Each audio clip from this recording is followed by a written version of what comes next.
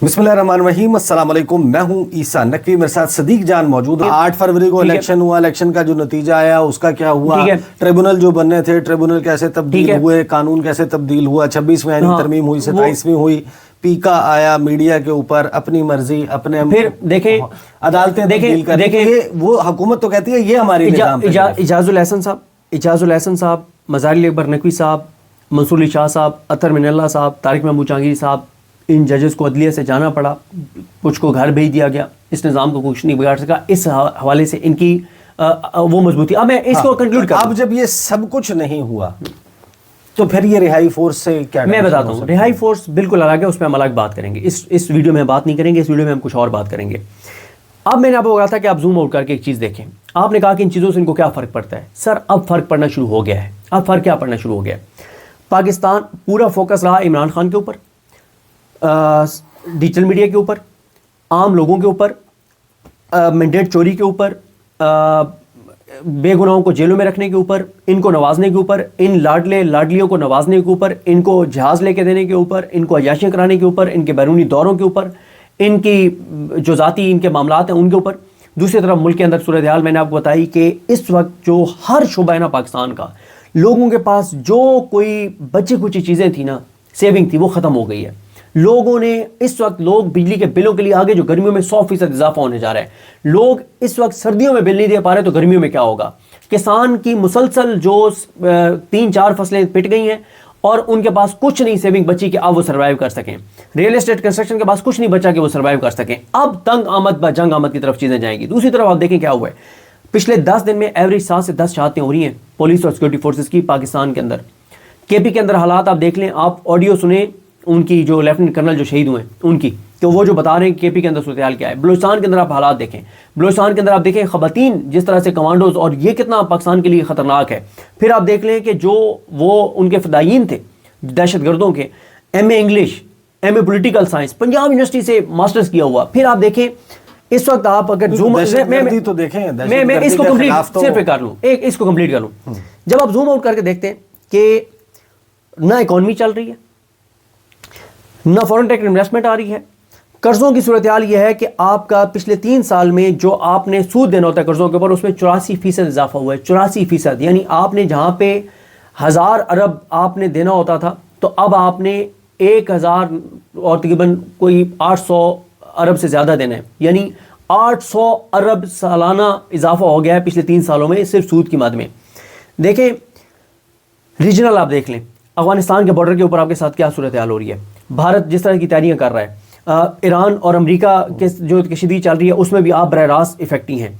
आप देख लें कि भारत ने अभी यूरोपीय यूनियन के साथ डील किया, आपकी 9 अरब डॉलर की एक्सपोर्ट्स खतरे में पड़ गई हैं। इस वक्त अमेरिका की और इंडिया की आप सुलह हो गई है, तो आपकी वो नहीं रहेगी जो आपकी पहले पोजीशन थी।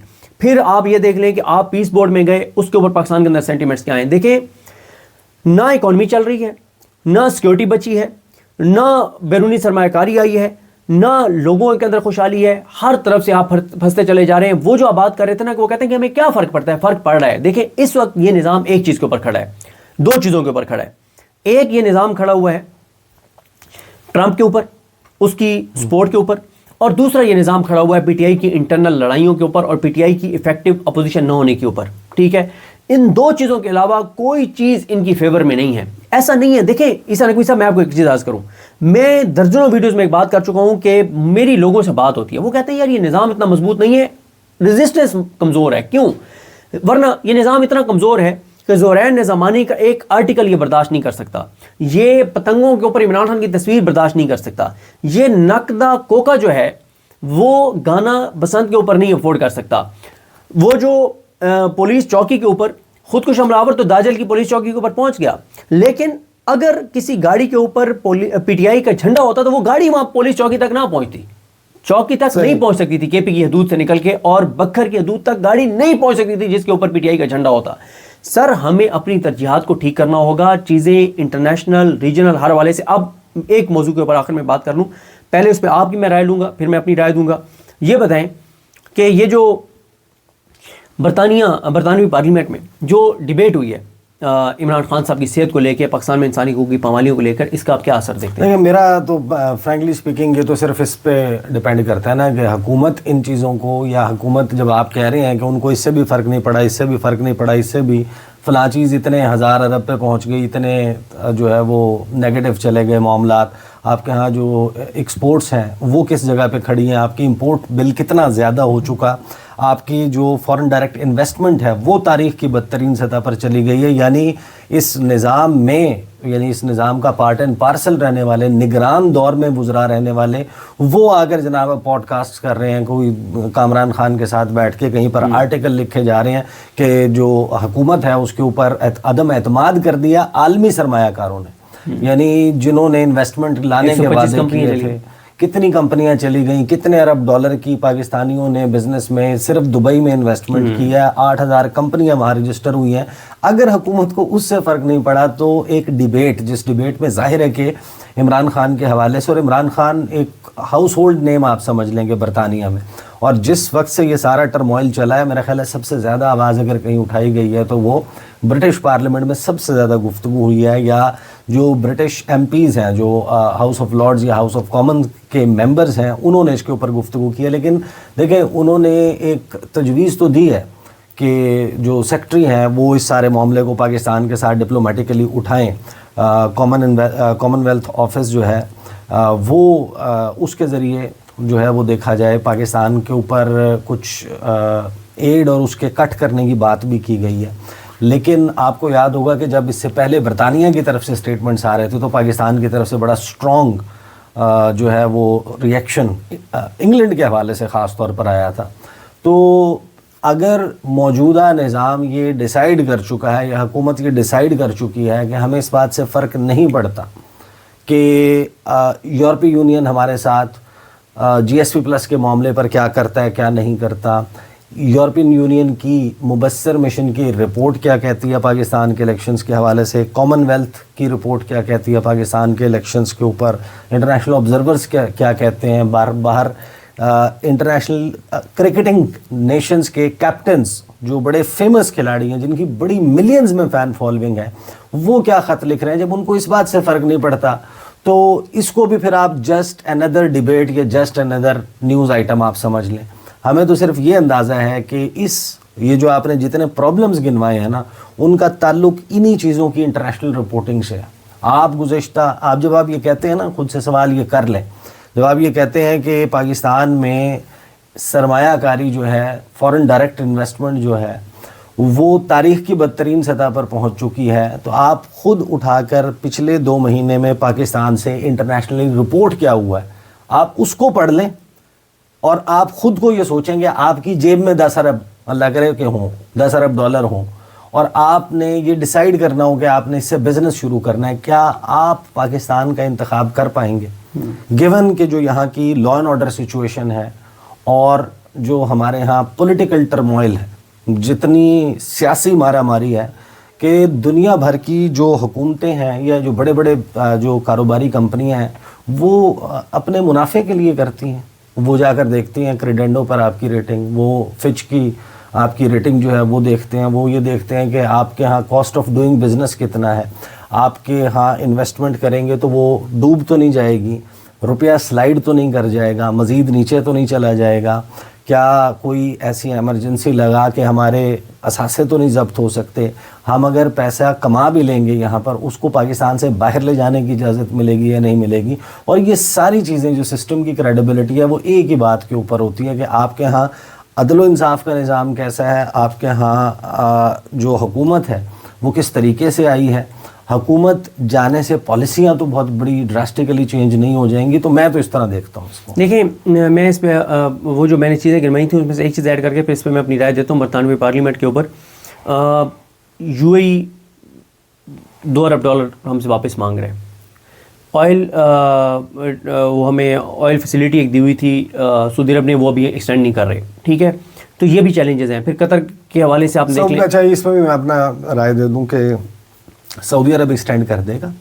یو اے ای والا رول اوور جو ہے، اس وقت جو رائیولری سعودی عرب اور یو اے ای کی چل رہی ہے، اس کو دیکھتے ہوئے ایک بہت ہی مشکل مرحلہ ہوگا کہ پاکستان UAE کو اس معاملے میں قائل رکھ سکے, کیونکہ اس وقت ٹھنی ہوئی 2 شہزادوں کی ہے, اس کی وجہ سے یہ معاملہ بالکل. اور اچھا پھر اسٹاک ایکسچینج ہماری بہت ایسے جا رہی تھی اوپر 140 کی سپیڈ پہ. ہمارے ایک مہربان ہیں جن سے ہم رائے لیتے رہتے ہیں, نقوی صاحب, تو ان سے بھی میری بات ہو رہی تھی. دیکھیں عیسیٰ نقوی صاحب, پہلے تو میں آپ کو یہ بتا دوں کہ میں یہ سمجھتا ہوں کہ بڑی تیزی سے معاملات ان کے ہاتھ سے نکل رہے ہیں, بڑی تیزی سے ان کی گرفت کمزور ہو رہی ہے. اور میں نے آپ کو بتایا کہ 2 چیزوں کے اوپر یہ نظام کھڑا ہے, ایک ٹرمپ کی سپورٹ کے اوپر اور ایک PTI کی انٹرنل لڑائیوں اور ان کی جانب سے مزاحمت نہ ہونے کے اوپر. اب آ جائیں برطانوی پارلیمنٹ کے اوپر. دیکھیں آپ نے ساری چیزیں گرمائی کہ انٹرنیشنلی یہ ہوا, فرق نہیں پڑا. وہ ایک وجہ سے فرق نہیں پڑا, اور وہ فرق نہیں پڑا ٹرمپ کی سپورٹ کی وجہ سے. IMF کو وہ آنکھ مارتا ہے, کر دو, ہم امریکی سفیر سے ملتے ہیں, IMF ہمیں پیسے دے دیتا ہے, ٹھیک ہے, ہم پیسے وہ دیتا ہے, اور اس کے بعد ہم جہاز بھی نئے لے لیتے ہیں, بیرونی دورے بھی کرتے ہیں, مزے کرتے ہیں, عیاشیاں کرتے ہیں, اپنی تنخواہیں بھی بڑھوا لیتے ہیں, اپنے سارے کام نکلوا لیتے ہیں. عوام کے لیے IMF کو مسئلہ ہے, ان کی ذات کے لیے IMF کو مسئلہ نہیں ہے. IMF بھی پورے ایک ایجنڈے کے تحت ان کو پیسے دیتا ہے تاکہ زیادہ سے زیادہ پاکستان کے اوپر قرضے بڑھائی جاؤ. اور IMF کو اس بات کا پتہ ہے کہ جتنا پیسہ ہم دے رہے ہیں وہ سارے کا سارا پیسہ حکمران اپنے لیے استعمال کر رہے ہیں. اور انٹرنیشنل قوتوں کو, عالمی قوتوں کو یہ بات سوٹ کرتی ہے کہ وہ ان لوگوں کو مال کھلاتے جائیں, یہ کرپشن میں لوٹتے جائیں. اور جب IMF خود کہہ رہا ہے کہ 5300 ارب کی انہوں نے کرپشن کیا, تو وہ کیوں ان کو پیسے دے رہا ہے بھائی؟ اور جب IMF کو نظر آ رہا ہے کہ غریب کے لیے تو یہ گندم ان کی نہیں خریدتے, کسان کی, اور اپنا یہ اربوں روپے کے سارے جہاز لے لیتے. دیکھیں عیسیٰ نقوی صاحب, یہ جو برطانوی پارلیمنٹ میں ہوئی ہے, یہ ساری چیزیں اکٹھی ہو رہی ہیں. جس دن ٹرمپ کے ساتھ تھوڑی سی ان کے معاملات گڑبڑ ہوئے نا, اور وہ ہو سکتے ہیں, اس کی وجہ یہ ہے کہ پیس بورڈ میں جانے کا فیصلہ پاکستان کے لوگوں کا نہیں ہے. ایک سروے رپورٹ چھپائی گئی کہ 49% پاکستانی, صرف 49% جو ہے وہ نیتن یاہو سے نفرت کرتے ہیں, یعنی باقی 51% اس کو چاہتے ہیں, اس سے محبت کرتے ہیں, اس سے نفرت نہیں کرتے. میں نے یا باقی دوستوں نے جو سروے کروایا ٹویٹر کے اوپر, ہزاروں ووٹ پڑا, 98% لوگوں نے کہا کہ ہم نیتن یاہو کو دہشت گرد سمجھتے ہیں اور اس سے نفرت کرتے ہیں. 2% نے کہا کہ نہیں ہم اس کے ساتھ ہیں, اور 2% وہی ہیں جو اس نظام کے حامی ہیں اور نون لیگ اور پیپلز پارٹی کے ووٹر ہیں. تو وہی آئی ہے ریشو جو اس وقت ان کے حامی ہیں, جو ان کے ووٹر ہیں. ٹھیک ہے عیسیٰ نقوی صاحب, میرا یہ خیال ہے کہ جو برطانوی پارلیمنٹ والی چیزیں ہوئی ہیں, اس سے ایک نقصان تو ہوگا پاکستان کو, پاکستان کے لوگوں کو. جب بھی کسی ملک میں کوئی چیز ہمارے حوالے سے ڈسکس ہوتی ہے نا, اس کے بعد ہم ان سے بات کرتے ہیں کہ یار عمران خان کے لیے کچھ نہ کرو, بات کرو ہم سے کیا چاہیے. وہ ہم سے جو چیز مانگتے ہیں ہم انہیں دے دیتے ہیں ڈھکے چھپے, جس سے نقصان پاکستان کو ہوتا ہے, پاکستان کے لوگوں کو ہوتا ہے, اور ہمیں پتہ بھی نہیں ہے. یہ تو جب کبھی ڈاکومنٹس کھلیں گے, کلاسیفائڈ ڈاکومنٹ سامنے آئیں گے 10-15 سال 20 سال بعد, تو پتہ چلے گا کہ وہ جس وقت برطانوی پارلیمنٹ میں عمران خان کے حوالے سے ڈسکشن ہوئی تھی, تو ادھر سے رابطہ ہوا تھا کہ یار یہ ہمارے اوپر تو دباؤ پڑ رہا ہے بہت زیادہ. تو انہوں نے کہا کہ یار آپ دباؤ سے سٹینڈ کریں, آپ حکم کریں, ہمارے لیے کیا حکم ہے. انہوں نے کہا اچھا بھائی یہ 3-4 چیزیں ہیں, ان میں سے مان لو. تو انہوں نے 4 کی بجائے 5 چیزیں مان لیں, کہ انہوں نے کہا کہ ایک چیز اور آپ سے مس ہو گئی تھی, وہ بھی ہمیں لگا کہ آپ کے فائدے میں, وہ بھی ہم نے کر دیا ہے. نقصان اس سے پاکستان کا ہوگا. اور میں آپ کو آخر میں یہ بات بتا دوں, میں جو دیکھ رہا ہوں, جو سیکیورٹی کے حالات دیکھ رہا ہوں, جو اکانومی کے حالات دیکھ رہا ہوں, جو اس وقت ریجنل صورتحال ہے, جو بارڈرز کی صورتحال ہے, جو انٹرنیشنل صورتحال ہے, مجھے تو تیزی سے معاملات ان کے ہاتھ سے نکلتے ہوئے نظر آ رہے ہیں. لیکن کب یہ نظام گرے گا؟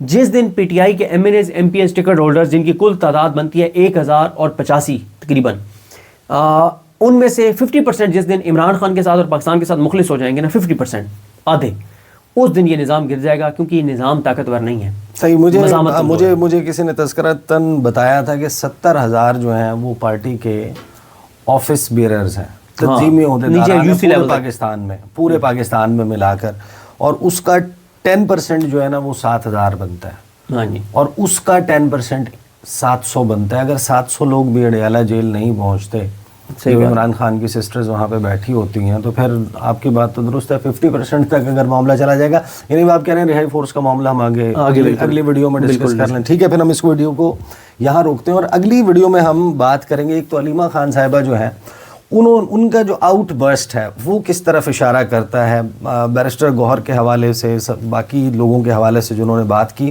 اس کا کیا مطلب ہے, اور رہائی فورس کے معاملے پر آخر اتنی ٹینشن یا اتنی پریشانی کیوں ہے. 3.5 سال ایفرٹس کرتی رہی پاکستان تحریک انصاف. حکومت کو اگر وہ اپنے احتجاج کے زور پر بھیج سکتے تو وہ آپ کے سامنے وقوع پذیر ہو چکا ہوتا. اگر وہ نہیں ہوا تو اب ایسا کیا ہے اس رہائی فورس کے معاملے پر کہ اتنی سنجیدگی سے اس کو لیا جا رہا ہے کہ from within P T I efforts ہو رہے ہیں کہ یہ نہ ہو. اس کے اوپر انشاءاللہ اگلی ویڈیو میں بات کرتے ہیں. اب تک کے لیے اتنا ہی. مجھے اور صدیق جان کو اجازت دیجیے. اللہ حافظ.